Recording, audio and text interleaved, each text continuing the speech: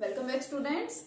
In last video we were discussing about the applications of equilibrium constant. Now in this lecture we will do some numericals on applications of equilibrium constant. Applications regarding हम लोग कुछ numericals करेंगे, लेकिन उससे पहले हम सबसे पहले एक सिंपलेस्ट सा एग्जाम्पल देख रहे हैं जो कि आपका एनसीईआरटी का ही है. क्या है देखिए, the following concentrations were obtained for the formation of ammonia from nitrogen and hydrogen at equilibrium at 500 Kelvin.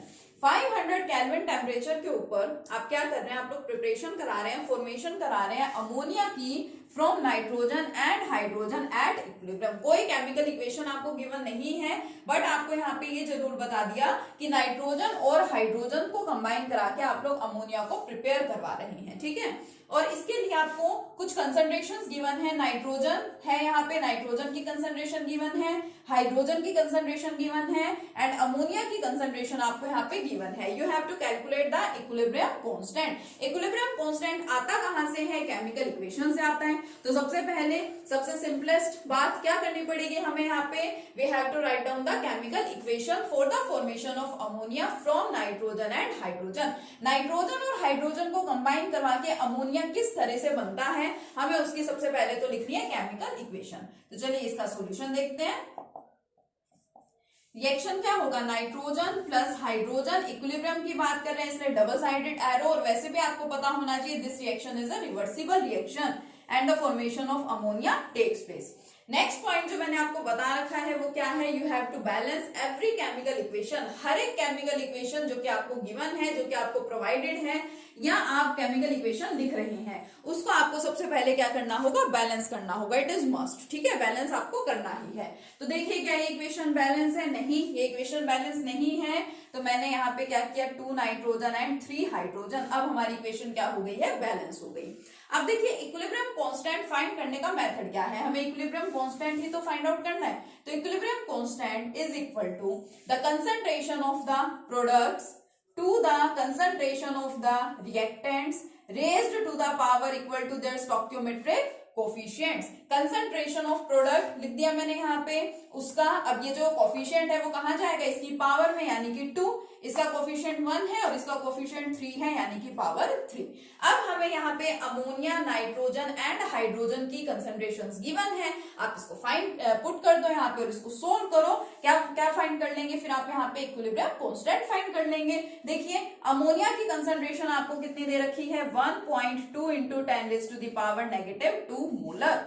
इसकी कंसंट्रेशन आ गई, मोलर इसकी यूनिट लगा रखी है. ठीक है, और पावर क्या है इसकी, देखिए 2 अपॉन नाइट्रोजन की कंसंट्रेशन क्या है, 1.5 इंटू 10⁻⁻2 एंड हाइड्रोजन की कंसंट्रेशन क्या है, 3.0 इंटू 10⁻⁻2 एंड उसकी पावर क्या है, 3 है.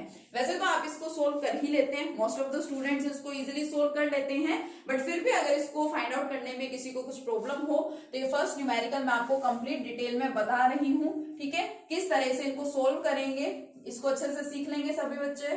ठीक है, देखो क्या करना है, 1.2 इंटू 10⁻⁻2 का स्क्वायर, यानी इसको क्या करेंगे, 2 बार लिखेंगे.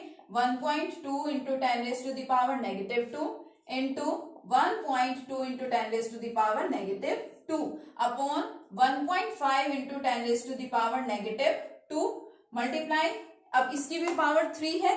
ठीक है, तो 3.0 की पावर 3, यानी 3.0 को मैं 3 बार एक साथ पहले लिख देती हूँ, मल्टीप्लाई 10⁻⁻2 की पावर 3. ठीक है, बहुत ही ज्यादा सिंप्लीफाइड वे में मैंने आपको बताया है. आप यहाँ पे इस तरह से भी लिख सकते थे, इसको 3.0 का क्यूब कर दिया, मल्टीप्लाई 10⁻⁻2 का क्यूब कर दिया. ठीक है, उस तरीके से भी कर सकते थे. जो कैंसिल आउट हो रहा है उसको कैंसिल आउट कर दीजिए और सबसे पहले आप पावर्स को सोल्व किया करो. ठीक है, डेसिमल्स हटाना चाहें डिसिमल हटा सकते हैं, डायरेक्ट सोल्व करना चाहें तो डायरेक्ट भी सोल्व कर सकते हैं. अब मान लो आपको इसको डायरेक्ट सोल्व करना है तो 1.2 मल्टीप्लाई 1.2 डिवाइडेड बाय ये आपका 1.5. ठीक है, 3.0 का क्यूब लिख रही हूं मैं यहाँ पे डायरेक्ट, इनटू, अब पावर को आपको सोल्व करना है तो बेस सेम है, बीच में मल्टीप्लाई है, पावर क्या हो जाएंगी आपकी ऐड हो जाएंगी, लेकिन दोनों पावर्स नेगेटिव में है तो नेगेटिव में ही रहेगा आपका आंसर। तो 10⁻⁴। पावर को ऊपर लेके जाते हैं तो पावर का साइन चेंज हो जाता है, 10⁻⁴ है तो ऊपर जाके क्या मिलेगी आपको 10⁻+4। तो 1.2 मल्टीप्लाई 1.2 डिवाइडेड बाय 1.5 इंटू 3.0 का क्यूब, और ये ऊपर जाएगा तो क्या बन जाएगा 10⁻⁴। ठीक है, सिर्फ साइन यहाँ पे चेंज होगा और कुछ भी चेंज नहीं होगा। अब क्या करेंगे, अब इसको सिंप्लीफाई करेंगे। अब आप इसको कंप्लीट सोल्व करेंगे तो एट लास्ट आपको मिलेगा अप्रोक्स 3.55 इंटू 10⁻²। तो इस तरीके से आप क्या कर सकते हैं, आप इक्विलिब्रियम कांस्टेंट को फाइंड कर सकते हैं। ठीक है, क्योंकि जब इक्विलिब्रियम कांस्टेंट फाइंड करना आएगा तभी तो आप उसके कहीं ना कहीं उस पर कोई एप्लीकेशन लगाएंगे उसकी। ठीक है, चलिए नेक्स्ट न्यूमेरिकल देखिए। नेक्स्ट न्यूमेरिकल पे आपका एनसीईआरटी का ही है। The value of KC for the reaction this is 2.0 into 10⁻³ आपको यहाँ पे केसी की वैल्यू दे रखी है एक रिएक्शन के लिए। ठीक है, ये आपका रिएक्शन है और इसके लिए केसी की वैल्यू आपको गिवन है, यानी equilibrium constant in terms of concentration आपको दे रखा है। केसी लिखने से ये क्लियर हो जाता है कि आपके रिएक्टेंट्स और प्रोडक्ट्स गैसियस फॉर्म में प्रेजेंट नहीं होंगे। ठीक है, now at A given time the composition of the reaction mixture is. ठीक है, अब एक पर्टिकुलर टाइम पे इक्विलिब्रियम की वो बात नहीं कर रहा क्योंकि इक्विलिब्रियम कांस्टेंट तो उसने बता ही दिया है। अब एक पर्टिकुलर टाइम के ऊपर रिएक्शन मिक्सचर का कंपोजिशन कितना है, एक पर्टिकुलर टाइम पे ए, बी और सी तीनों की कंसंट्रेशन इक्वल हुई किसके, 3 इंटू 10⁻⁻⁴ मोलर के। In which direction the reaction will proceed. अब आपको बताना है कि कौन से डायरेक्शन में आपका रिएक्शन प्रोसीड करेगा, फॉरवर्ड में या फिर बैकवर्ड में। तो जैसे ही डायरेक्शन की बात करें तो हम अपनी सेकेंड एप्लीकेशन की बात करते हैं। सेकेंड एप्लीकेशन हमने पढ़ी थी कि हम किस तरीके से रिएक्शन का डायरेक्शन प्रिडिक्ट करते हैं। तो या तो मैंने आपको बताया था कि या तो आपको इक्विलिब्रियम कांस्टेंट गिवन होगा या आपको रिएक्शन क्वोशिएंट गिवन होगा।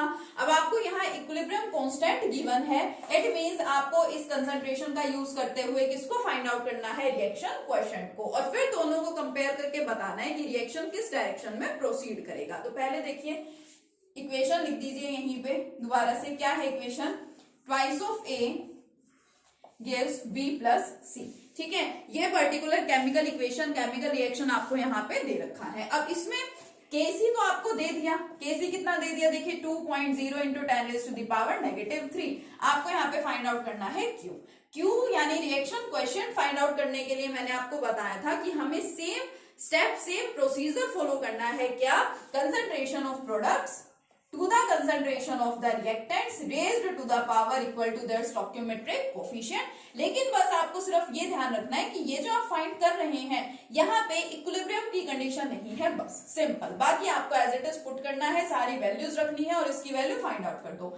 बी की कंसंट्रेशन कितनी है, देखो 3 इंटू 10⁻⁻⁴ मल्टीप्लाई सी की कंसंट्रेशन भी यही है 3 इंटू 10⁻⁴ डिवाइडेड बाय ए की कंसंट्रेशन भी इतनी ही है लेकिन उसका स्क्वायर है, उसकी पावर 2 है, यानी 3 इंटू 10⁻⁴ का स्क्वायर। देखो सब कुछ कैंसिल आउट हो गया, this one and this, simplify करके क्या मिला आपको, 1 मिला।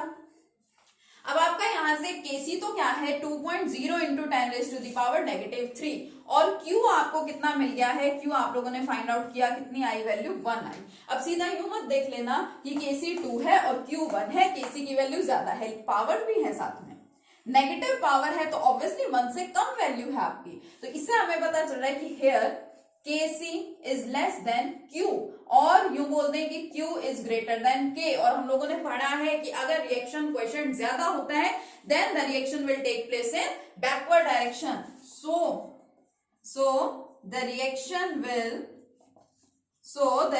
will take place in backward direction। ये जो आपका गिवन रिएक्शन है ये किस डायरेक्शन में होने वाला है, आप बैकवर्ड डायरेक्शन में। ठीक है, क्यू की वैल्यू आपने फाइंड की, कंप्लीट वैल्यू आपको देखनी है यहाँ पे।